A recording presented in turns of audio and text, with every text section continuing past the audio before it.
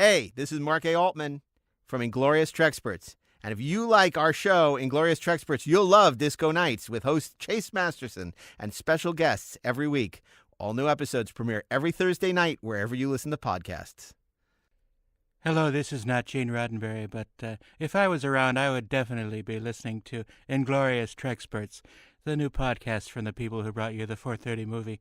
Check it out, 430movie.com. Back in the 70s and 80s, before the advent of VHS, chances are if you saw a classic movie, it was on the 430 movie. With their famous theme weeks, it was a chance to see movies you never saw before and get reacquainted with some old classics. Now, join us for the 430 movie. Hello, I'm Mark A. Altman, and this is Gangster Week. Welcome, you dirty rats. Well, I'm thrilled here. We are once again programming or curating, I should say, a week of classic movies, so you don't have to.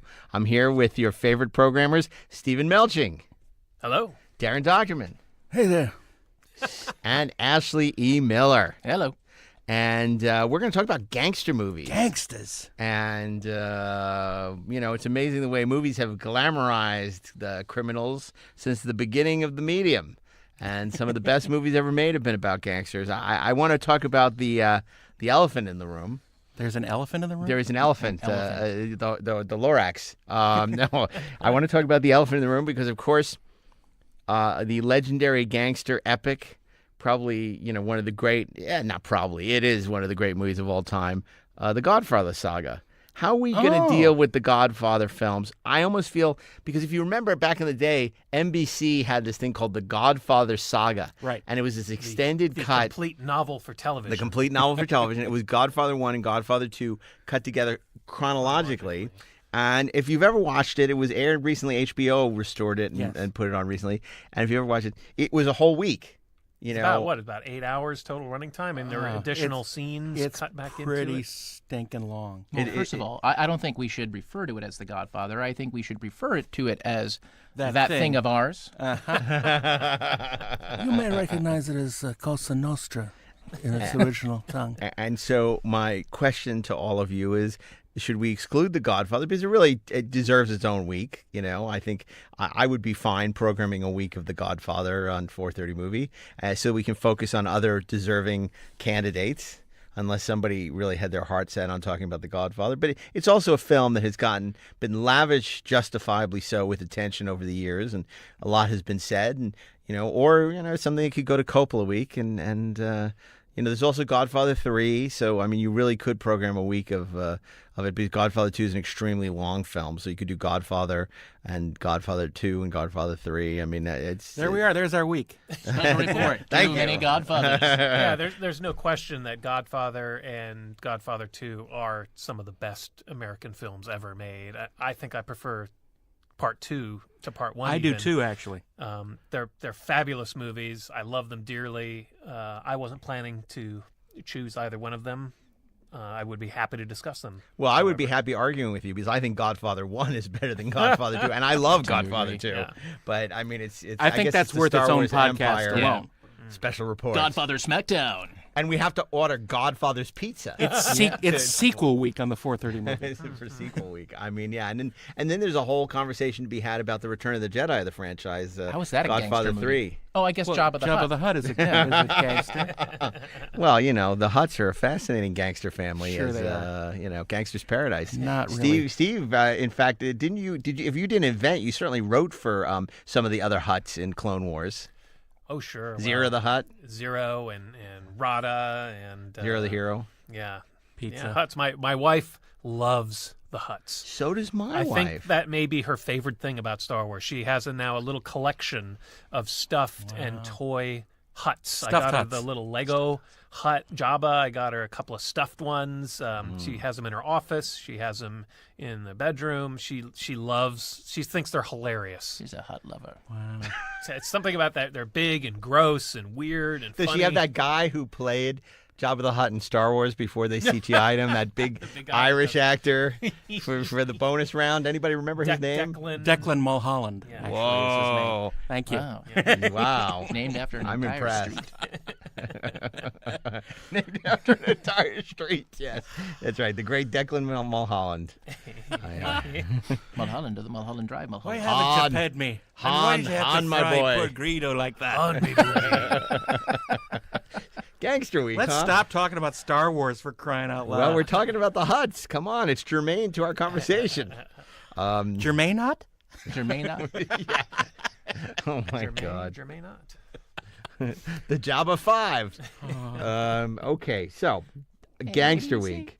Now, the stories, as we talked about, of Gangster Weeks, you go back to the very beginning of the medium. Certainly Warner Brothers built the studio on the back of their classic gangster movies, some of which may or may not appear today. Films like Public Enemy and Little Caesar. And, well, White Heat was later, so... Right. Let's not get ahead of ourselves there, Steve. Easy there. At Scarface, but which was Universal. So anyway, this is Gangster Week, and we're so glad to have you back here with us. And this should be an exciting week full of Tommy guns and all kinds of fun stuff. Edward G. Robinson, James Cagney, some of the legends. Yeah, see? I wonder if he'll join us if we're lucky enough. Nope. But we do have Richard Dreyfuss. I could have been a gangster. I'm very good at Tommy guns and things like that. Well, he is the villain in Red. Well, he actually was almost cast in the film that I was going to talk about, interestingly. But you're not anymore? Bob Roberts. No, I am going to talk about Oh, it, okay. but he was ultimately not. So, Steve, let's go to Monday because this conversation's going absolutely nowhere. So let's go straight to Monday. Steve, The show about nothing. So the film I want to program stars Robert De Niro, because I don't know if you can make a modern gangster film without Robert De Niro, but it's not the one that you might think it is. It also stars Joe Pesci, but it's not that one either. Oh, Casino? No, it's not that one either. It is Sergio Leone's last film, Excellent choice, Steve. Once Upon a Time in America. Very From nice. 1984. Leone did want to cast Richard Dreyfuss in one of the roles initially. Is that right? yeah. I'd never heard that. You heard it here first, ladies and gentlemen. It went through, like a lot of those films, it went through a lengthy casting process. Yeah. And initially, Leone wasn't going to direct it. He was just going to produce it, and it was going to be directed by John Milius. Wow. Really? people, I hadn't yes. heard that either. Yes. John Milius was going to direct That Once would have Upon a been Time in amazing. America? Yeah. That is But he was insane. too busy. He got caught up in doing his other earlier films. And I think this is a terrific film. I'm referring, of course, to the original Extended cut. Yes, the 3 hour and 49-minute version, not the truncated 2 hour and 2 hours and 19-minute version that was released domestically in 1984. Well, if I'm not mistaken, there are actually three versions because Yes. there's the original Leone cut. Yes. Then the Ladd Company / Warner Brothers put out that Abomination, the short version. And then there was more Which- recently an even longer cut that Warner Brothers put out on home video. And there is rumored even a longer version than that that has additional footage that was not, for some legal or other reasons, not allowed to be included in that other version that you just mentioned. At some point, you're not making a movie anymore. You're really making a limited series with a lot of money. Well, interesting you should say that. This film was initially conceived as 2 3-hour films. It was conceived as a Netflix series Yeah. 20 years before anybody even knew what Netflix was. But obviously they ended up just making it as a single film. It also starred James Woods, arguably at the height of his acting powers. Before being a pre-Twitter ass. Yeah, before he kind of went bonkers. But he was an amazing actor in the 70s and 80s, and he's terrific in this film. He was so great. I mean, in that Salvador era, I mean, God, I mean, he was in Cop. I mean, Yeah. James Woods was so great. Mr. Intensity. Yeah. I mean, he's True believer. And he's wonderful in this. And what I really like about this movie, it's one of those great generational type of films. It takes place in 3 time periods: the early 20s, 1933, and 1968, and it kind of bops between those 3 time periods. as the Robert De Niro character Noodles is trying to sort of uncover this mystery about what happened to some missing gang money and resolving unresolved issues with his gang, and it also marks Jennifer Connelly's debut as an actress, a teenage Jennifer Connelly. What a great career opportunity that was. It's a labyrinth of intrigue. Oh my God! But yeah, it's the story of this. It was a requiem for. No. It's the stories of basically these juvenile delinquents in the early 1920s, and they come together in the sort of the Jewish ghettos of the Lower East Side of New York City. Filmed in Italy. None of it was filmed in New York. Oh, yes. They rebuilt the Yes. Lower East Side, Spaghetti Gangster. in Italy, which is remarkable because it just looks, It looks stunning. amazing. They rebuilt that whole block and the bridge, and it's just incredible. It's crazy. And it has an amazing Ennio Morricone score. Stunning. And it's about these kids coming together, trying to form their own criminal gang, fighting with rival gangs, and all the intrigue and violence that goes along with that. They rise in power, accumulate a lot of money, and then a sort of a tragedy happens, and the film is kind of about unpacking that, unraveling all that, and I love this movie because it feels like a real journey. It's like a feast. It's got so much great character things. I think of one scene in particular that I always think about in this film, and it has one of the younger members of the gang. He's probably 11 or 12 years old.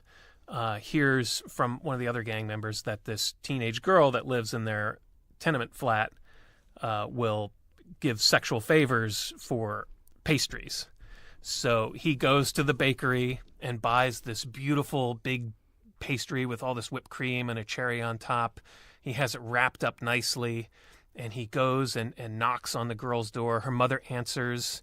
He asks if he can see the girl. The mother says she's taking a bath. He says, I'll wait, I'll wait outside. So he sits down on the stairs, and this Ennio Morricone music starts playing as he's sitting there by himself on the stairs. And he just kind of looks at this wrapped up pastry, sees there's a little bit of frosting on the wrapping, reaches out with a finger, scrapes it off, eats it. Oh, that's good. That's really good. But he leaves it alone, sees a little more frosting. Well, wipes off that frosting, eats that too. Looks at the door, the closed door to the apartment, looks back at the pastry, reaches over, unwraps the pastry. There it is in all its glory. He's looking at it hungrily because these kids are very poor. He doesn't get to eat stuff like this.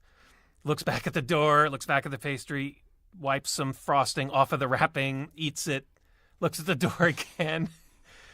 And you can see him doing the math in his head. He really wants to, have his first sexual experience with this girl, but with this pastry. Right there. Yeah. Reaches over, plucks the cherry off, then changes his mind, puts the cherry back, looks at the door again, and finally he's just like, fuck it, and just chows down. And you're wondering why this is a 3-hour film. It's a beautiful scene. It says, it's a truly remarkable movie. I really love this movie. No, it's so great. You mentioned the Ennio score, which of course is fantastic. Was it Elizabeth McGovern Yes. who didn't want to wear the old age makeup because it traces them through the years? And I remember it was one of the actresses who refused to wear the old age makeup. So you have all the characters in the movie aging, through the different areas, and she still looks the same as you know she what? did. You're right. I had not heard She's that timeless. story, but I did notice. I rewatched it recently, and I noticed that she's aged really well. Yeah. And she's another one of my favorites from the 80s. I mean, she was also in, I think, Racing with the Moon, and she just she was great, and she's great in that movie. And for all those people who say, why the Italians always have to be the bad guys? This time it was the Jews who got to be the bad guys. We got to be the villains for a change, the Jewish mafia. Yeah, it's great. I really looked at that as a role model growing up. That's good. Oh, it's got pathos. It's got violence. It's got it's a really great mob movie, really great gangster movie. A great and unexpected pick from Steve Melching. So Once Upon a Time in America, if you haven't seen it, you should get the extended Blu-ray edition from Warner Brothers. It's you can get it pretty cheap on Amazon or download it or rent it. We're not big fans of renters. We think you should own these movies. Yes, we do. But if you want to rent them, go ahead. But build your collection, because one day streaming can just disappear. Netflix will not come into your house and take your Blu-rays off your shelf. They will just stop streaming the movie that you like. Yes. So we highly encourage, especially now prices have come down so much on Blu-rays, particularly as we get in the holiday season. Amazon and Walmart, a lot of these guys are running some huge sales, and it's a great chance to expand your collection. Of course, with all the special features and stuff you don't get with rentals. So we highly encourage to purchase these movies, and it's something you also don't get from just streaming a film. So Tuesday, Darren Doctorman, Gangster Week. Gangster Week, yes. I've gone back and forth on my pick for Tuesday, and I've been circling around a couple of them, but one sort of consistency with all of them is director Marty Scorsese. He has, perhaps second only to Francis Coppola, he has given a voice to this genre better than arguably anybody. And I think that I'm not going to go with Goodfellas. Really? Yeah. Primarily because I think Goodfellas is more a blueprint for doing things rather than a cautionary tale, believe it or not. I have always gone to his other later work, Casino. You mentioned it before, but I think Casino is a grand master execution of this big idea of the story of the gangster life and America being interlinked, and the story of basically the high days in the 1970s when the mob ruled Vegas. And I think that it is extremely more enjoyable for me to watch it because of the performances in it by everybody, even the secondary players. It's interesting how many sort of comedians he's cast in all of the secondary roles. Yeah, Don Rickles. Don Rickles, who is amazing in it. Tommy Smothers. I'm sorry, Dick Smothers is in it, and just so many other great just bit parts in it. Don Rickles is also the best thing about that other mob movie, Innocent Blood, the vampire mob movie that John Landis directed, where Don Rickles plays a highly underrated. monster. Wait, no, not really. That's why it didn't make the cut on Vampire Week. But I think De Niro is so understated in his performance in Casino, and so controlled. Usually he's all over the place and on borderline crazy, but he's the most sane person in the entire movie. And it's interesting to see him go through this film as a constant force while everything is going around him. Well, boy, I got to tell you, I could not disagree with you more on this particular choice. I think Goodfellas is absolutely a superior film. I actually don't think there are a lot of great movies in the 90s. To me, there are only a real few classics. To me, Goodfellas is one of those. Pulp Fiction is one of those. JFK is one of those. But not a lot of great movies. Blade. But Blade. Unforgiven. But Unforgiven. But I feel like I remember when I went to see at the Lowe's State in Times Square the Goodfellas in the early 90s. I was still living in New York. And I went, and I didn't know much about the movie. And I came out of the movie, and it reaffirmed everything I love about cinema. It was Martin Scorsese in top form, doing what he does best. To me, it was the ultimate gangster movie. But the technique, as well as the story he was telling of Nicholas Pileggi's book, Wise Guys, it was so. I mean, to me, that's one of the great movies. So much energy, right? I Viscerally. agree. And whereas Casino, to me, and I don't dislike Casino, to me, it felt like the also ran to Goodfellas. It does some interesting things well. It might have been a mistake to use the same cast.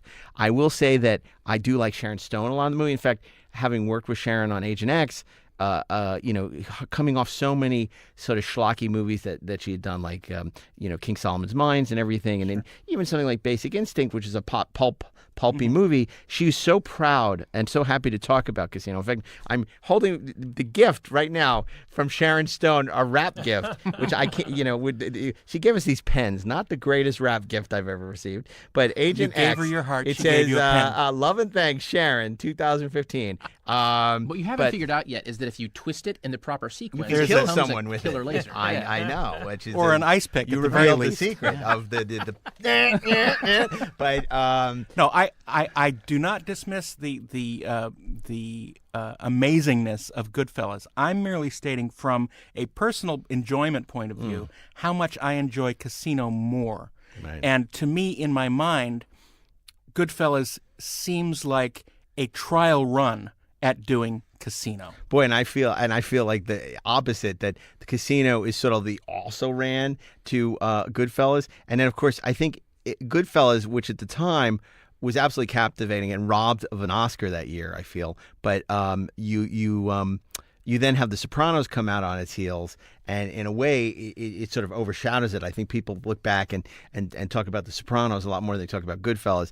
And to me, I mean, God, that cast, and so many famous scenes. The Shineback scene with Joe Pesci and the kid, and God, that scene where he's all coked up and he's trying to go through his day. That's my least favorite scene Oh, in the I whole love movie. that So I think scene. it tells a little bit about I how love both of us that. react. I love that, and the use of music. I mean, it basically. If you want to pick that for Thursday, that's fine. No, I don't, because. But right now, it's only, hey, your choice sucks. No. Yeah, and I have to. I'm not saying your choice sucks, because I like Casino, and that opening teaser, where De Niro gets into the car. It's marvelous, and I love Vegas of that era. There's so much about it. I also heard, I guess there's a longer version of that that's never been released at Casino, which I'd love to see. I love the recreation of the period in Casino. Yes. It's amazing. It's wonderful. And how the money gets skimmed at the casinos. It's really. I love every section of that movie. What casino did they film? The Tangiers. No, yeah, Well, of course, the Tangiers doesn't Didn't they exist. film it in the hotel casino that we stayed in for Rob The Burnett's Stardust. wedding? Because you No, guys stayed at that's the Rio. I didn't stay at the Rio. Oh. But you I stayed at the Yeah, Chintzy you did. Hotel. I stayed at the cheap I was one. at the good hotel. I was think at the that's where Mirage, they. I think. I think that's where they Mirage. filmed Casino. But yeah, I think they did, and then they built a bunch of sets. Because I remember there was the two tiers at Rob's apartment. Yeah. At Rob's first wedding. I was poor. I couldn't afford the good hotel. And there was the good hotel, and there was the shitty hotel. You were at the shitty hotel. I was at the shitty hotel. We were at the good hotel. Now, the funny thing about Rob's Vegas wedding was it was a costume wedding. Our friend Rob Burnett had a costume wedding. We all went in costume. I went as Steve Austin, the $6 Million Man. It was amazing. Okay. Darren, what were you? I think I was a Jedi Knight. But here's the thing. So I was sort of thought I'm not into the whole costume thing, and I thought this was really tacky, and I thought, okay, this is not the best way to start your nuptials, not the auspicious. I said, are you sure you want to do this? He says, oh no, and everyone has to go in costume. You have to go in costume. We all have to go in costume. It's gonna be amazing. And so it's like, okay, Rob, well, it's your wedding. You only get married once. Well, that turned out not to be true. But He only did get married once. I can say this because we're good friends. But the funny thing is, he shows up at the wedding. He's not in freaking costume. Well, yeah, he was dressed as he's Rob. wearing a tuxedo. And I'm like, Rob, what the hell? You made us all dress up in costumes, and you're not in costume. Walking around downtown Vegas like a bunch of idiots in Yeah. sci-fi Well, you know how costumes. hard it was to get a taxi dressed as Ming the Merciless? Oh, that's right. That costume was amazing, by the way. And so you should have seen Princess Aura. But so Rob points this little insignia pin on his tuxedo, which he's wearing. He says, well, this is the actual one Shatner wore in Star Trek II, so it counts as a costume. Well, I don't remember him wearing a tuxedo. Now, the funny thing about this was it was a theme wedding. It was a Star Trek wedding. And I remember we went, you do the rehearsal. And so I was in the wedding party. And the day before we go to the rehearsal at the Star Trek wedding chapel or whatever it was. And I'll never forget this. Rob and his beautiful bride, Yelena, are rehearsing thing. And Mr. Spock, who has his hands on the orb of love or whatever it was, is indignant. He says, you guys can't walk down the aisle this way because you're blocking the audience. They can't see me, and that's why they're here, to see me, the officiant, Mr. Spock. And it was like, and I had to say, excuse me, what does God need with the starship? So I raised my hand. I'm like, excuse me, but I think we're actually here to see them get married, not to see some loser dressed up as Mr. Well, Spock. the saddest part is that it was Nimoy. It's always Bill. So Gangster Week, Casino. Casino is my choice, and you're not going to stray me from it, even though I tried. It's a good you tried. choice. It is a valid choice. I tried it. It's absolutely a valid choice. And again, I would just say, you can't go wrong with Goodfellas. It's just Plus, it has Kevin Pollak in it. who does a great Shatner. He did the first great Shatner. I mean, everything comes back to Shatner and Ernest Borgnine on this show. Right. If you Have are you an ever Ernest teamed up? Borgnine or Shatner fan, you can't go wrong with the 4:30 movie. Ashley Miller, Speaking Wednesday. of Ernest Borgnine. Okay, so I tend to go a little out of the box, and I've been trying to little? behave. A little. This time, This time you're in the box. this time I think I'm more in the box, but I'm kind of skating on the outside. Of We'll the be the box. judge of that. Well, all right. So my thought process. At first, I thought, okay, my way to sort of be in the box, but kind of be on the edge of the box is I will talk about one of John Woo's Hong Kong films. High right? five, right here. Right. I love it. Yeah. It's on my list. But Awesome. But I'm not something gonna. tells me that isn't it. Right. Give me back that high five. I'm taking back the high five because I'm not going to talk about A Better Tomorrow, which is nearly perfect, Hard Boiled, which is ridiculously fun, or The Killer, which is just plain awesome. Yeah. John Woo could basically do no wrong during that period. And instead, and actually my other out-of-the-box choice was going to be The Dark Knight. But here's where I'm landing. Thank God. Okay, so this film, incredibly famous screenwriter, incredibly famous director. It wasn't the only time they teamed up to make a movie. They teamed up together one more time, although the writer really just did a rewrite instead of kind of creating something from whole cloth. And when I saw a trailer for this movie, I thought that looks like the worst thing I have ever seen. I have no desire to go see it.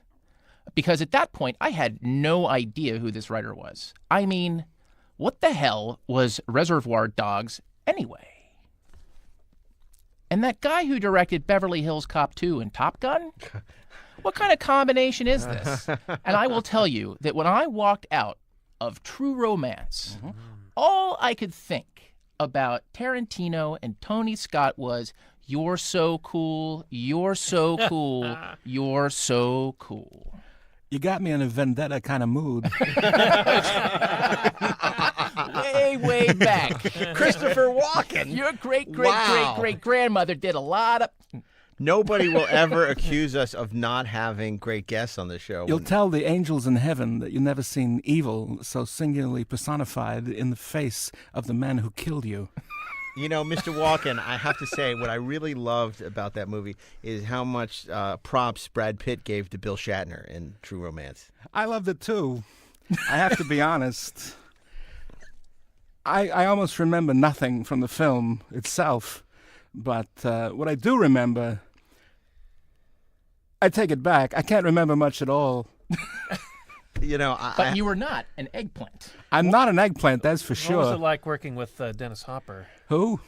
Exactly. Look, the cast in this movie was amazing. All right, I mean, it's like Christian Slater, who carries the film with such charisma and energy, is kind of going through his own weird little Wizard of Oz adventure, just meeting every awesome character actor you can imagine. He meets Gary Oldman playing an OG gangster in one of my favorite scenes of all time. It's like, this is what my conscience is worth, this and not 1 penny more, and it's an envelope with like $1 in it. And it's just, wow. Gary Oldman playing a guy, playing another guy as another guy. Another guy. Samuel L. Jackson cameos in this movie. There's an amazing scene that we've hinted at between Dennis Hopper, who plays Christian Slater's father, and Christopher Walken, who represents Zorin. Mr. Blue, Oh, wait, Lou not Max Boyle. Zorin. the gangsters whose money Clarence, Christian Slater's My name is character Vincent stolen. Cocotti. I work as counsel to Mr. Blue Lou Boyle, the man your son stole from. Yes, exactly. That guy. And then he gets to Hollywood, where he meets the biggest gangsters of all. And I don't just mean James Gandolfini, who plays a hitman, who has another amazing scene with Patricia Arquette. He meets, Saul Rubinek, who is basically playing Joel Silver. Yeah. and Bronston Pinchot, who is right. his assistant. Right. And then Brad Pitt, like in a throwaway Yeah, role, playing the like proto Rubinek. Brad You Pitt. keep driving, and you keep driving, and you keep driving. Like, that's basically his, you don't disrespect me, man. Like, it just, Yeah, that it's movie great. It's is great. amazing. And it has it's a wonderfully exciting third act. Like, that delivers just on every level. And on top of that, like, just in case you weren't excited enough by the fact that this story is so great, moves with such verve, is so well written, in fact, that Tony Scott, when he got the script, said, I'm just going to shoot it exactly as is, which is what he did. On top of that, Clarence Worley, our hero, played by Christian Slater, has an imaginary friend. Yes. His imaginary friend is played by Val Kilmer, who is playing the ghost of Elvis Presley. Right. It's like, and he's perfect because Elvis is basically, he's not the angel on Clarence's shoulder. He's the devil on his shoulder. You know, it's like he's telling him, like, He's a devil in disguise. Exactly. It's like a gospel throw party, man. Always liked you, Clarence. Always have, always will. And it's like his whole scene about Elvis. That hillbilly. I mean, come on. There is nothing about True Romance I don't love. I can watch that movie again and again and again. I have to say, first of all, I admire his enthusiasm. How could you not? Has enthusiasms. Enthusiasms. And I will say that, after listening to his spiel, for lack of a better word, it makes me want to watch True Romance again, which is, I think, the best thing about this show is when you can be inspired to want to watch the movies we talk about. I definitely want to watch True Romance again. That said, I had the same response that I had to Darren, where he said Casino, and I thought, Casino, Goodfellas, right? When he says True Romance, I think Reservoir Dogs. I'm like, yeah, I like True Romance. Don't get me wrong, but Reservoir Dogs to me is like his freaking masterpiece. Make no mistake, I love Reservoir Dogs. But Reservoir Dogs, at the end of the day, doesn't make me happy in the pants. It's the same reason. It's the same exact reason I feel about Goodfellas. I don't like myself when I watch Goodfellas. Well, I don't like you either. At last, it comes out. You just watch yourself. See, I love. I don't know if I would consider Reservoir Dogs a gangster film. I mean, it's. It has gangsters, yes. It's about. But I it guess doesn't have Christopher Walken. Yeah. it's about a crime. It's more of a heist crime movie. It's about a gang that comes together for a one-time job. Gangsters. So when we do But Heist it should be Week, pointed out that because at some point or another, and he's probably abandoned this, but there was sort of the Quentin Tarantino verse. But Clarence and Alabama are referenced in the script for Reservoir Dogs and in the script for Pulp Fiction. Like, those characters right. all exist. So Yeah. that's the other thing that blew my mind when I figured out, oh my God, these yeah, characters the all sort of Tarantino live together. cinematic universe. And it was just such a great combination of Tony Are Scott's they visual mentioned in style. the Hateful Eight? You know? No. Because that'd be something. It would be something. That One would be day, thing. my great. And then you have the Vega brothers too, Yeah. which is also another a vestige of the cinematic universe of Quentin. Quentin is such a singular talent, and I love True Romance, but I mean, every time I pass the Safari Inn on Yes. when I deign to go to the Valley, I think of True Romance and How James can you not? Gandolfini, the late James Gandolfini. Oh, that scene, so good. And it's just so many scenes in that movie just stick with you. They just stay because it's just perfect marriage of kind of word and image. Yeah, and performance. I watched that film again about a year ago after a long period of not watching it, and I'd forgotten how much I loved it. It's so much fun. It's joyous. Yeah. I'm gonna watch it again tonight. Seriously, go. I'm gonna watch it even long before this podcast even posts. I'm So gonna I think we binge have a Wednesday. Yeah, outstanding. Okay. Yeah, but I think you're right about Reservoir Dogs. I think it's more for Heist Week, along with Rafifi and we're not supposed to do that now. And okay, So, Mr. Altman, Thursday. Go. Well, I I wonder got what you choose. I got quite a list here. It's funny because when he said Hong Kong. I thought he was going to go with The Killers or Hard Boiled. So also, I love Johnny To's Exiled with the great Tony Wong, which is about a bunch of old gangsters, and hitmen trying to kill each other, but not as well known as the Chow Yun Fat men, but with a lot of bullets. But I'm and it's funny because John Woo really owned the '90s with those films, didn't he? You know, it's amazing what a huge influence. And it's funny because now you watch Mission Impossible 2, which is John Woo's, and you're just like, what the hell were they smoking? It's like, were they on glue? Because that movie does not fit that franchise at all. It's just totally a John Woo '90s movie done badly. And but anyway, so Gangster Week. Look, I have to say, this might have been the toughest week of any of the weeks we've programmed. Oh, I got about 8 or 10 more myself. I mean, and we'll talk about it for Friday. I think that's going to be the real challenge.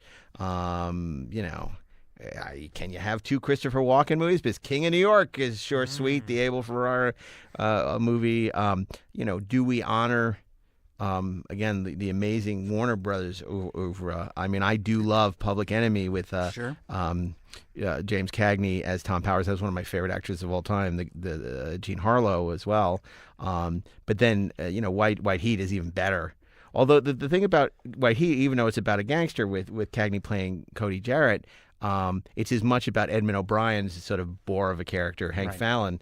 But what everybody remembers, that iconic ending, Top of the World, Ma. Sure. And so I thought about that, but I have to go.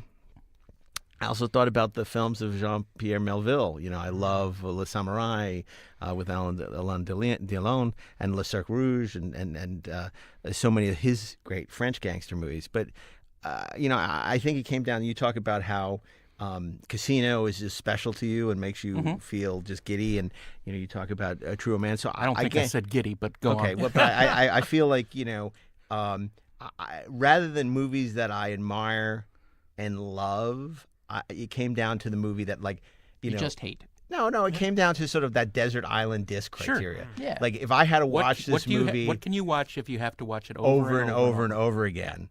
And for me, that's Miller's Crossing, the Coen Brothers movie. Great choice. It was on my list too. But it's not my favorite gangster movie by the Coen Brothers. When you say Miller's Crossing, I just think of other movies. This is, it's Gabriel Byrne, who is working as an enforcer for Albert Finney, and it's really about hats. It starts with this really great scene with the late John Polito.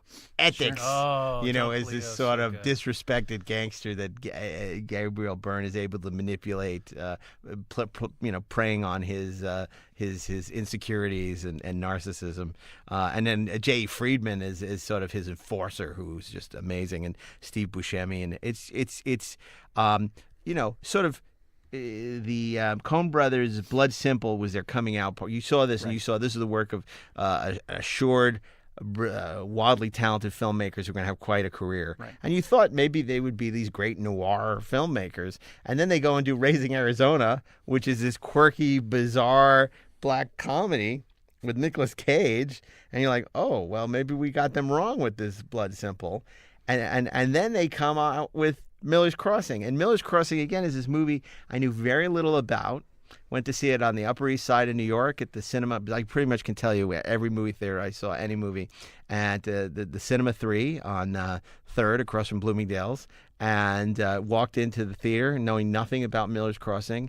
And I just love it. I really love movies with great dialogue. Like, to me, The Big Sleep, even though it makes no sense whatsoever, is one of my favorite movies of all time because of the dialogue. Star Wars I love because of the dialogue, and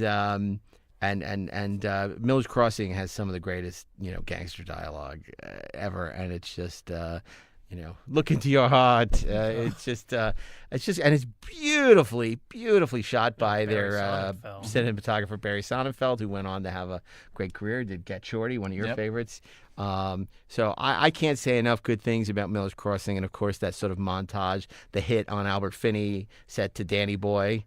It also has Goodnight Sweetheart, made famous by City on the Edge Forever. Not really, but that's where I knew it from, and I did not know it from the Mel Damon, or not Mel Torme. It was who originally sang that and made it famous, Goodnight Sweetheart. I don't know. But anyway, it's in Miller's Crossing. And a great Carter Burwell score. I love Miller's Crossing. I could watch it every day if I had to. I could be like Howard Hughes in the penthouse of his hotel watching Ice Station Zebra. Well, I could watch Miller's Crossing every day and be happy. Prophetic words, Mr. Altman, for that's exactly where you're going to wind up. So my pick for Thursday is Miller's Crossing, which leaves us with Friday. Oh my God. A big hole in the week. Wait, What are we going to do? We're going to plug it. It's Gangster Week. Sure. Yeah. We're going to plug it. I just want to throw something out. I wish it was a movie. but you'll realize when I say HBO's Boardwalk Empire. Oh, Which is basically it's what the prequel trilogy is to Star Wars, but good. Right. Right. It's gangster babies. The start of of organized crime on the East Coast in America in the late 20s and 30s. I second that. I can agree with you. I love Boardwalk Empire. I love that show, and it never, existed in the shadow of like The Sopranos and later Game of Thrones and the sort of legendary HBO series. But Boardwalk Empire was just great. It's they so spent great, a fortune on it, and it looks amazing. And of course, Scorsese was involved producing it. He directed the pilot, which is one of the lesser episodes. Yeah, actually. Yeah, I gotta say I wasn't a fan of the first season, but I stuck with it, and it's just the way it develops is terrific. Steve Buscemi is it's amazing. wonderful. I have a little personal connection to it because my grandfather was a driver for Dutch Schultz in New York. Oh, really? In the 30s. So I have a little connection with it. No, I will not do that. So I'm eternally fascinated with that story, and you also hear a little bit about it in Godfather 2 when Hyman Roth is talking about the man who fixed the first World Series, and he's in the show. So it's a lot of fun, and if you can find it, go see it. Interestingly, or I think it's interesting, I worked on an animated series called Batman: The Brave and the Bold, and our lead actor Diedrich Bader played Batman. His grandfather or great-grandfather was one of the characters in Boardwalk Empire. Scary.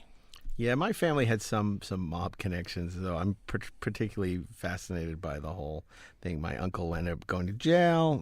He was married into the family, but I have several Italian friends, and I love spaghetti. Or at least I did before I went keto. I love to. This is something I have to put with an asterisk. I don't think it qualifies in its existing form. Right.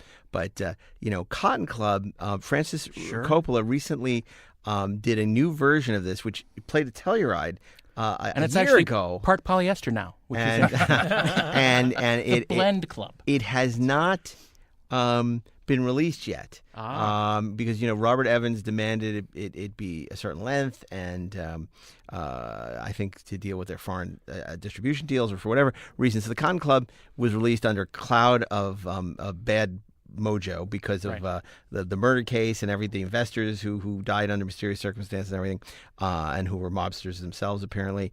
But he recently restored this and added a bunch of stuff back in the Cotton Club, and provisionally I can't add it because we haven't seen it, but I'd love to see. I'm waiting to hear when that is actually going to be released, because I know they were talking about a theatrical release, or at the very least Blu-ray, and I was always fascinated by Coppola revisiting the gangster drama, set against the backdrop of the Cotton Club. Had Diane Lane at back at her luminous prime, and Gregory Hines and Richard Gere, and I'd love to. I'm really anxious to see that movie. That's a good one. I just want to mention one before Steve gives us his list, because I'm sure Steve has a list. He always does. This might be on it, but The Freshman. Yes. Yeah, interesting. It has Matthew Broderick and Marlon Brando, basically reprising his role from The Godfather. It's an iguana. It's incredibly. This was, I think, the first instance of meta. I think seeing in a big Hollywood movie. No, I actually had an iguana in college. Actually, we had 3 iguanas, and one day they broke out of their terrarium, and it turned into Jurassic Park. There you go. In our suite, it was just fantastic. One leaped out of the laundry and landed on my roommate's face. It was delicious.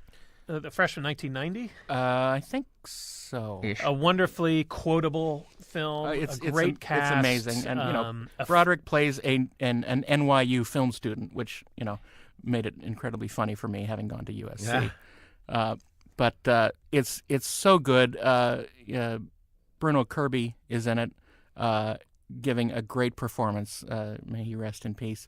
And it's just so much good in it, and it's so fun to watch this little adventure. And a movie that desperately needs a HD home video release. It is not available on Blu-ray. I'm not seeing HD. I want to see HD. I think I watched it. I think I recorded it on some cable channel recently and watched it. It is available in HD on iTunes. Okay. Well, there is another gangster film that has De Niro and Pacino that we haven't talked about. This is one of my other favorite films. Michael Mann's Heat, which is just a fantastic duel. Between these two actors, sort of just embodying everything that we sort of love about them in these kinds of movies. And the scene where they finally meet, where they finally get together, and it's so simple. It's just the two guys sitting in a coffee shop, having a cup of coffee, basically saying, it's, okay, the cartoon with, like, the wolf and the sheepdog? And like they chase each other around, and then they punch the card for lunch, and they said, "How's your mom?" It's kind of like that, except awesome, and it builds it adds a level of emotion to the climax, which is this chase and this shootout across an airfield that is just, which I think is LAX. It is. Which is, and it's just awesome. It's Michael Mann reconstructing the North Hollywood shootout. It's amazing. Okay, and when I talked about how there weren't many great movies in the 90s, I left out Heat, and it's worth including that, because you're right, that shootout is, again, one of the virtuoso pieces of filmmaking of the 1990s. I will say that Heat also gets credit because, of course, the scene between Pacino and De Niro was filmed at the late Kate Mantilini restaurant, which next to Lola's had the best macaroni and cheese in town. This is true.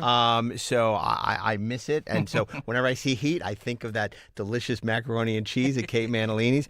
There was another scene that was filmed in the Bob's Big Boy in Burbank. Yeah, that's right. That's right. And just great to see De Niro and Pacino at the height of their powers. It's Pacino right on the edge where you got to be of going a little over the top, but he's great at. Now, have they ever done a scene together before that? No, because they were in Godfather 2, but they were never in different timelines. It was a big deal. The two of them finally, being in a scene together was a big deal.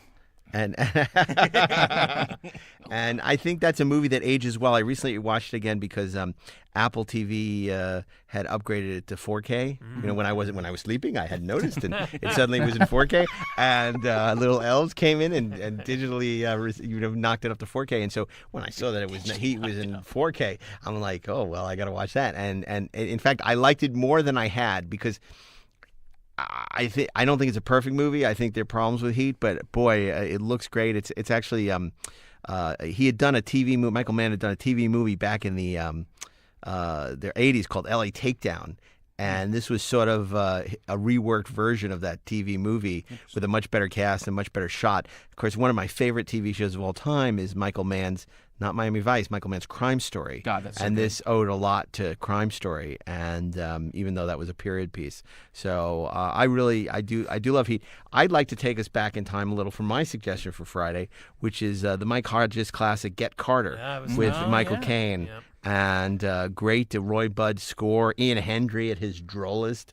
It's about a gangster whose brother is murdered under mysterious circumstances. He comes back to this sort of crappy little town that he grew up in England, and unfortunately he's asking questions of all the wrong people, and basically they're people that are making the mob money, and they don't like Kane asking these questions. They want him to go back to his boss in London, but he's not going to leave until he finds out who killed his brother. And it's great. I'm going to resist quoting from this because my Michael Caine impersonation is terrible.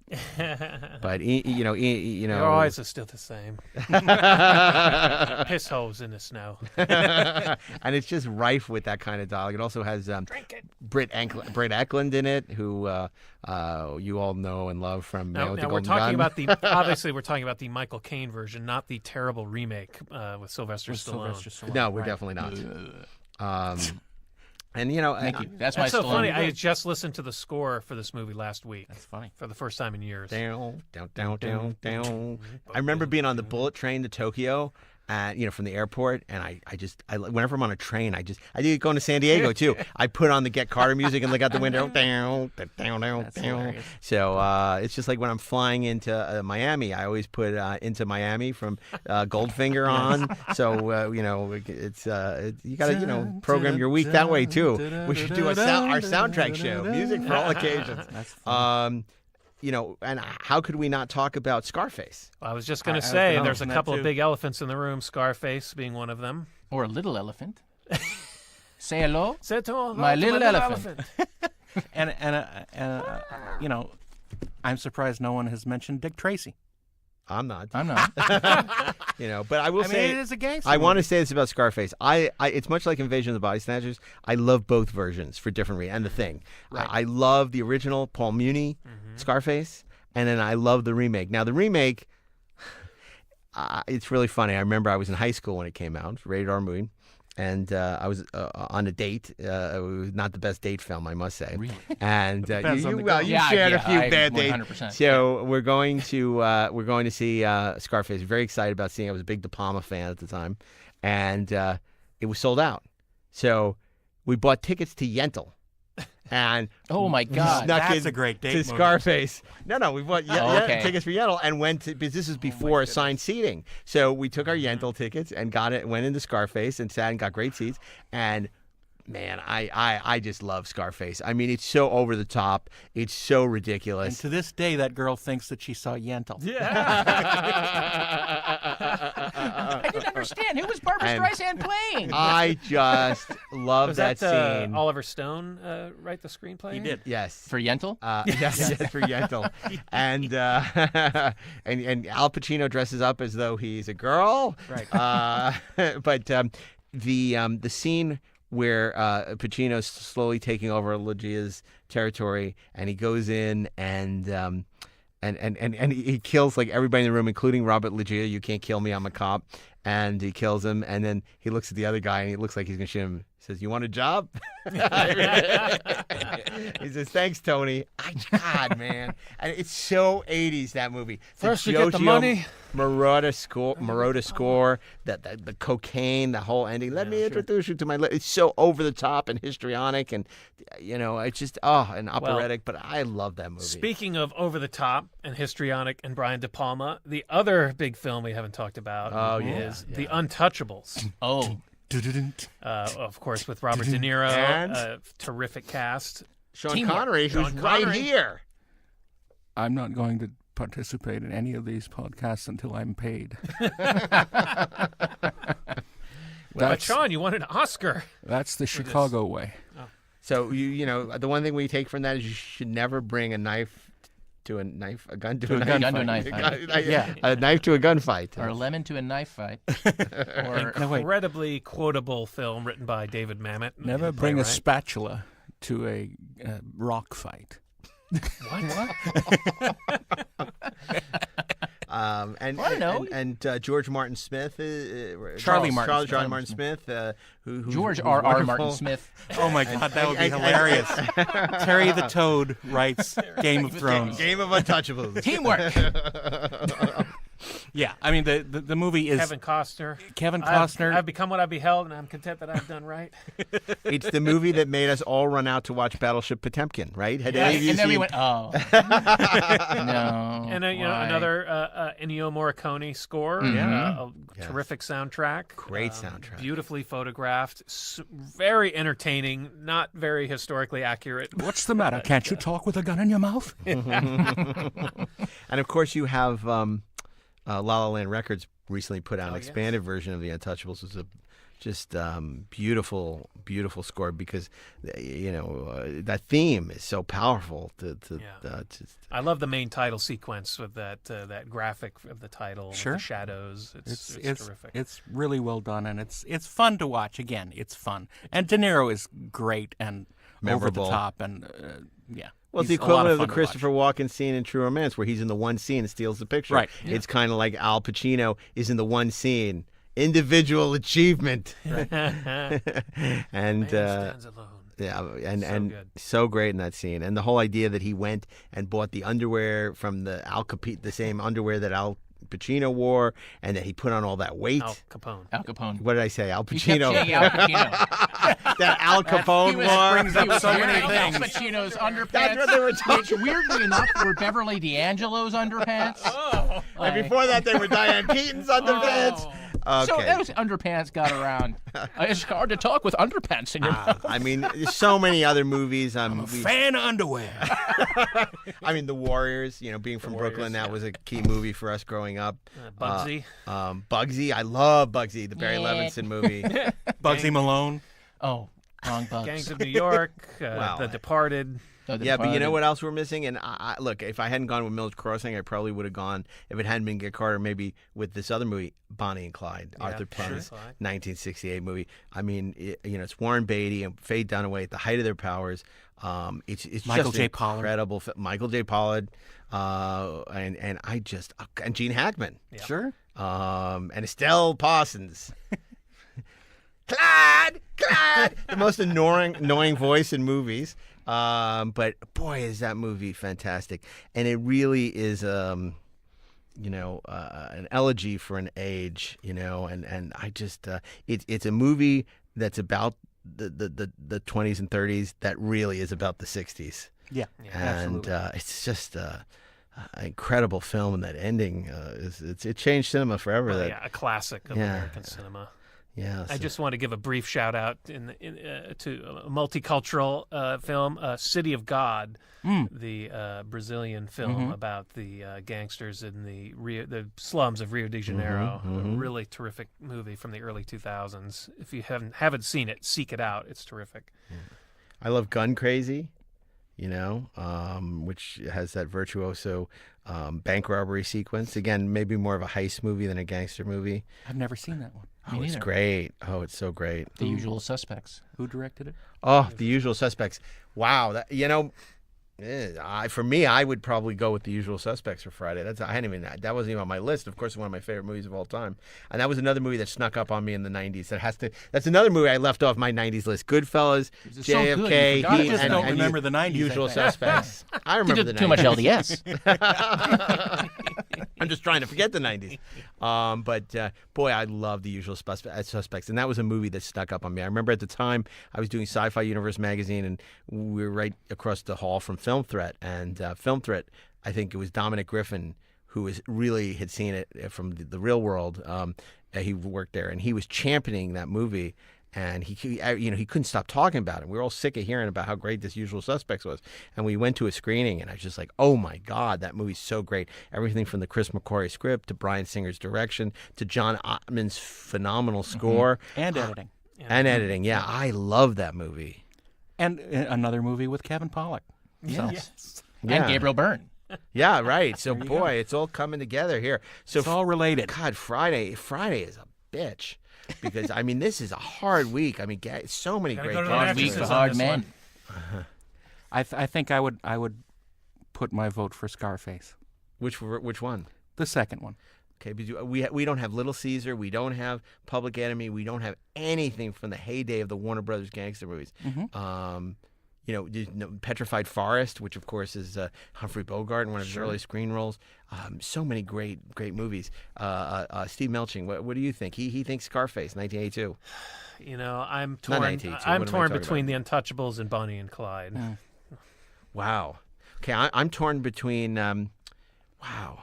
This is tough. I'm torn between Yentl and I'm torn between Scarface, Bonnie and Clyde, and The Usual Suspects. Wow. See, I would have gone Usual Suspects or Heat.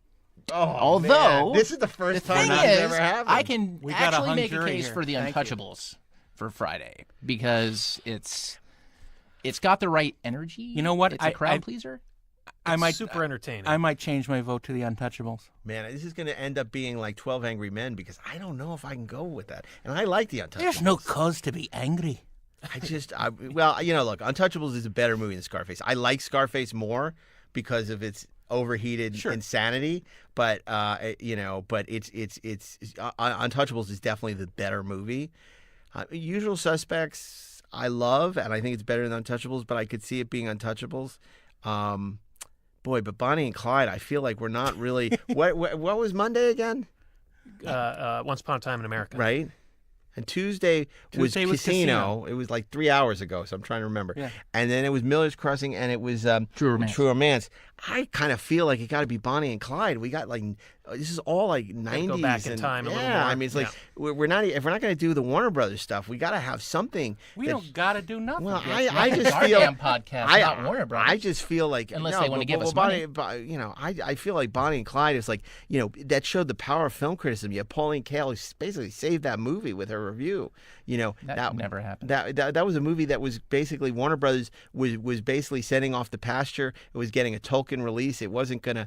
And then because of the power of film criticism and this movie being discovered, it was given sort of a re-release and found an audience. I mean, it's like, to me, that whole story is worth honoring.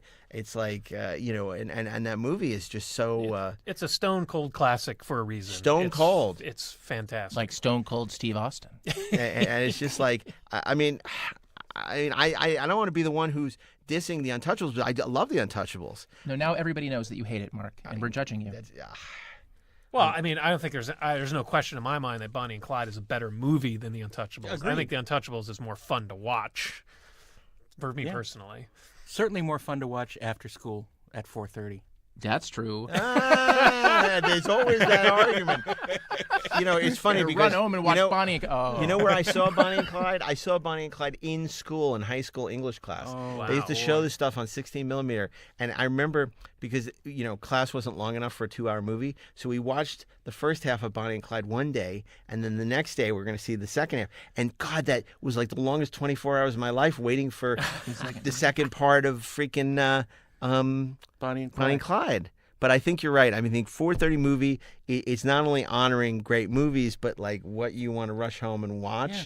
And The Untouchables has so much to it that's just edifying and fun. And it has Sean Connery, who we all love. And Ernest Borgnine. Not in it. And Kevin Costner, it's one of his best performances. But, 15 years earlier, it would have been Ernest Borgnine in the Charlie Martin Smith yeah, that's role. true. George R. R. Martin. It would have been George R. R. Martin. I think George J.R. R. R. Martin has Tolkien quite the Martin acting Smith. career ahead of him. Yeah. Okay, I guess I'm going to go along with this Untouchables. I think we have a week. Thank God. Okay. So Monday, Sergio Leone's Once Upon a Time in America. Tuesday, Martin Scorsese's Casino. Wednesday, Tony Scott and Quentin Tarantino's True Romance. Thursday, it's Miller's Crossing, and Friday, it is The Untouchables. You have been listening to the 4:30 movie Gangster Week, and if you enjoyed the show, please rate us 5 stars at Apple Podcasts. If not, don't. You can visit our website at 430movie.com where you can purchase fantastic 430 Movie swag. You can also follow us on Twitter and Instagram at 430 Movie Podcast or on YouTube at the 430 Movie channel. Also, don't forget to check out our new podcast, Inglorious Trexperts, the ultimate look inside Star Trek with some of your favorite 430 Movie hosts and special guests from across the sci-fi universe. So on behalf of myself, Darren Doctorman, Stephen Melching, and Ashley Miller, we'd like to thank Bill Ritter and everyone here at the Electric Surge Network Studios for making our show possible. And we'll see you next week for an all-new theme week on the 430 Movie. Thus endeth the lesson.